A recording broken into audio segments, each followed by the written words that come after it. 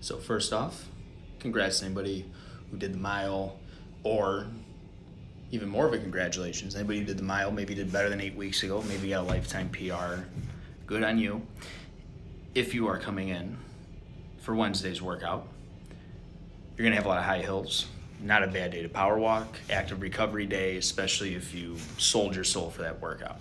But anyways, I'm gonna go over this chest press a little bit, more so the setup or how you get the weights up the most efficient way, as well as break down the workout like we always do. Anyways, like the video, let's talk about it.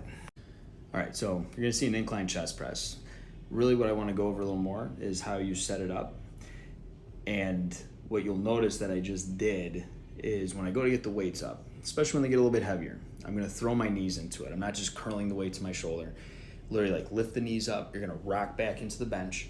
It's a little bit awkward at the incline as compared to a flat bench, but you wanna use your legs. Same way if you're doing a heavy goblet squat, kind of put the dumbbell on your knee, lift it up to get to where you need it. But you're gonna do the same thing there. Another option, this one's probably a little more comfortable, is just go one leg, one arm at a time. So I'm gonna lean back here, lift the one up, lift the other one up. If you're able to go straight to that straight arm position, it's probably gonna make that first rep feel a lot easier. But if not, you can still just get right to the shoulder and you press from there. Now, in terms of your technique on this, whatever feels good on your shoulders. You'll notice my elbows are out a little bit wider. This is where I feel like I get a little bit bigger stretch.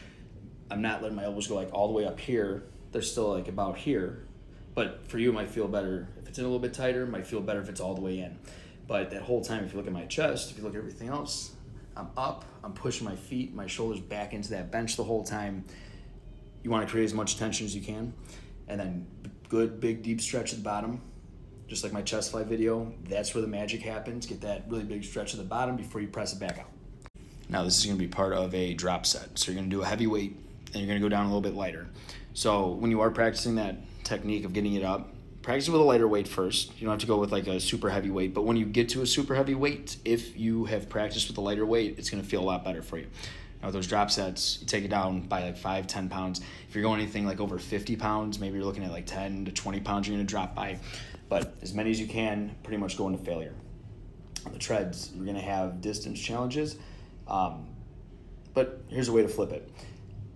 Every other interval is an incline, and the incline keeps going up higher. If you killed yourself on the mile, you could always just go power walk the hills and then get back up to a base. See how far you get in the first block, then you do the inverse on the second block, and you can still do the same thing. But up to you. You can also power walk the whole day. You could run the hills, your call.